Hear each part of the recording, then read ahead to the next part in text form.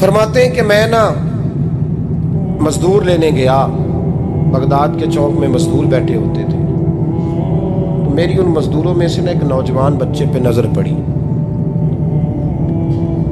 بڑا کمزور سا وجود تھا لیکن چہرے پر عبادت کا نشان تھا، ماتھا بتاتا تھا کہ نماز کا بڑا خیال رکھتا ہے۔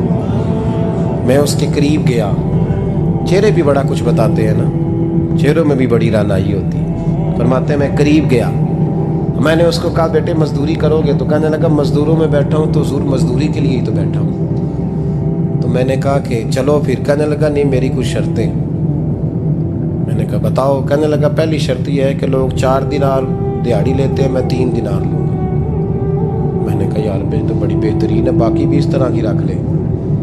اس نے کہا حضور دوسری شرط یہ ہے کہ میں آپ کی مکمل بات مانوں گا لیکن جب اذان ہو جائے گی پھر آپ کی نہیں سنوں گا۔ تیسری بات اس نے یہ کی کہ حضور میں آپ کے گھر میں کام کروں گا پر آپ کے کسی سوال کا جواب نہیں دوں گا۔ کہتے ہیں میں نے کہا یار تو بڑا عجیب ہے، شرطیں تو مالکوں کی ہوتی ہیں۔ کہنے لگا جی بہرحال میں شرطیں لگا کے جاتا ہوں۔ فرماتے ہیں میں اسے گھر لے آیا، کام میں نے اس کو بتایا تو جو کام مزدور سارے دن میں کرتا ہے نا اس نے 2 گھنٹے میں ہی کر دیا۔ ہمارے مزدور سگریٹ پینے میں بھی تو آدھا گھنٹہ لگاتے ہیں، وہ چائے پینے جائیں تو پونا گھنٹہ وہاں۔ ان کو بھی تو دیانتداری کرنی چاہیے کہ نہیں کرنی چاہیے؟ نے معاہدہ کیا ہے نا جی تو پورا اترنا چاہیے نا۔ کہتے 2 گھنٹے میں۔ اب کام جب بندہ شروع کراتا ہے تو کام اور نکل آتا ہے۔ کہتے کام میں نے اس کو اور بتا دیا، وہ کرنے لگا۔ اس نے مٹی نکال کے رکھی تھی باہر رستے میں، تو اذان ہو گئی زور کی، اس نے وہیں کدال چھوڑی کئی اور چلنے لگا۔ تو میرا بیٹا کہنے لگا اس کو ذرا برابر کر دو۔ کہنے لگا چپ کر جا، تیرے باپ سے بات ہوئی تھی، جب اذان ہوتی ہے تو میں کسی اور کی نہیں سنتا، صرف اللہ رسول کی سنتا ہوں۔ کہتے ہیں مسجد چلا گیا، نماز پڑھ کے آیا تو دوپہر کا وقت تھا۔ میری بیوی کہنے لگی اس کو کھانا کھا لے۔ کہتے ہیں ہم نے کہا کھانا کھا لو، تو کہنے لگا میں نے روزہ رکھا، رمضان بھی نہیں تھا، نفلی روزہ رکھا ہوا۔ فرماتے ہیں شام ہوئی، میں نے 3 دینار دیے تو میں نے کہا تیرا نام کیا ہے؟ کہنے لگا میں نے آپ سے کہا تھا میں کسی سوال کا جواب نہیں دوں گا۔ کہتے ہیں وہ چلا گیا۔ اگلے دن میں پھر لینے گیا اسے، کام کچھ اور نکل آئے تو لوگوں نے بتایا وہ صرف ہفتے والے دن آتا ہے۔ میں نے کہا کیوں؟ کہنے لگے جی وہ کہتا ہے میرا ہفتے کا خرچہ 3 دینار ہے، جب 3 دینار کما لیتا ہوں تو باقی سارا ٹائم اللہ رسول کی ذکر میں گزار دیا کرتا ہوں۔ فرماتے ہیں عجیب۔ اگلے ہفتے میں پھر لینے گیا، میں نے پورا ہفتہ انتظار کیا کہ کام اسی سے کرانا ہے۔ میں جب گیا تو میں نے کہا چلو، کہنے لگا میری شرطیں یاد ہیں نا؟ اور میں نے کہا یاد ہے بھائی ساتھ چل۔ فرماتے ہیں کام کرایا، 2-3 ہفتے وہ آتا رہا۔ ایک ہفتے میں گیا تو لوگوں نے کہا حضور آج نہیں آیا، کیوں؟ کہنے لگے بیمار ہو گیا۔ کہاں گھر ہے؟ کہنے لگے بغداد کے قبرستان کے پیچھے جو کچی آبادی ہے اس میں رہتا ہے۔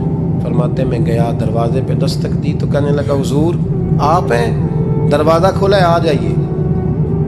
فرماتے ہیں میں اندر گیا تو میں نے کہا تمہیں کیسے پتہ چلا میں آیا ہوں؟ کہنے لگا حضور اللہ والے ہو، آپ نہیں آنا تھا، ورنہ امیر تو غریبوں کا پتہ لینے کوئی نہیں آتے۔ کہتے میں قریب گیا تو کہنے لگا میں آپ کا انتظار کر رہا تھا، تیز بخار ہے، تپ رہا۔ جیب سے کچھ پیسے نکالے، کہنے لگا یہ پیسے رکھ لیں۔ ایک انگوٹھی نکالی، کہنے لگا حضور آج رات کو میرا انتقال ہو جائے گا، ان پیسوں کا کفن خرید کے صبح جنازہ پڑھ کے مجھے دفن کر دینا، اور جب دفن کرو تو یہ انگوٹھی لے کے عصر کے بعد ہارون رشید کے پاس جانا،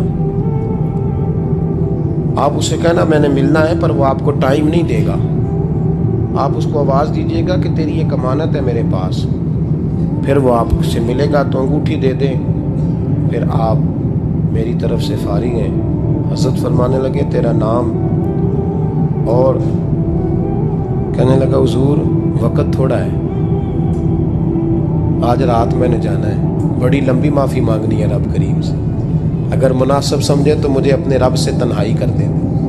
فرماتے ہیں میں آ گیا اور اس کی باتوں نے مجھے ساری رات سونے نہیں دیا۔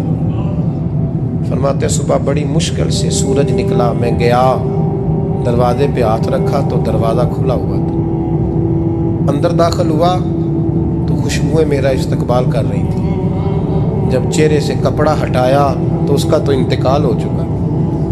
इंतकाल हो चुका है, ऐसे जैसे किसी का दीदार करके सोया। कहते मैं तो 2 आदमी ले गया था जनाजे पे, पर पता नहीं दुनिया किधर किधर से आई, कहाँ से। अखां जदों मीटियां जमाना मैनू रोवेगा, अपना ते अपना बेगाना मैनू रोवेगा। फरमाते हैं मैं तो 2 बंदे ले गया था, पर पता नहीं मखलूक कहाँ से आई। जनाजा पड़ा, दफन किया। हारून रशीद के पास में असर के बाद गया, मैंने बुलाना चाहा पर बादशाह था, मेरी तरफ देखा ही नहीं। मैंने उसको कहा तेरी एक अमानत मेरे पास है। फरमाते हैं मुझे कोने पे ले गया, क्या बात है, कमरे में बुलाया, मैंने अंगूठी दी। हारून रशीद तो चीखे मारने लगा, कहने लगा अंगूठी वाला कहाँ है? मैंने कहा वो तो इंतकाल कर गया। कहने लगा मुझे कब्र पे ले चल। कहते मैं कब्र पे लाया तो वो लेट गया, तड़प के रोने लगा। मैंने कहा मेरा कलेजा फट जाएगा, ना उसने कुछ बताया ना तूने बताया, ये कौन था? तो हारून रशीद कहने लगा ये मेरा बेटा था। मैंने कहा तेरा बेटा और मजदूर? कहने लगा हुजूर ये हजरत दाऊद ताई के पास बैठा करता था, उनका मुरीद था, मुझे रोज कहता था अब्बा तूने बड़ी दुनिया इकट्ठी कर ली है, मरते वक्त तुझसे टांगे समेटी नहीं जाएंगी, इतना हिसाब नहीं तू दे सकेगा। मैं इसको समझा देता, इसकी अम्मा समझा देती। ये रोज हमें कहता छोड़ दो, आ जाओ अल्लाह रसूल की बारगाह में झुक जाएं। हम सब एक दिन ये चला गया, कहने लगा फिर तुम्हारा रास्ता और है और मेरा रास्ता और है। ये सोने की अंगूठी गलती से इसके पास रह गई, गलती से हीरे की अंगूठी चली गई। कहने लगा देखो मेरे बेटे ने आज वो भी वापस कर दी है।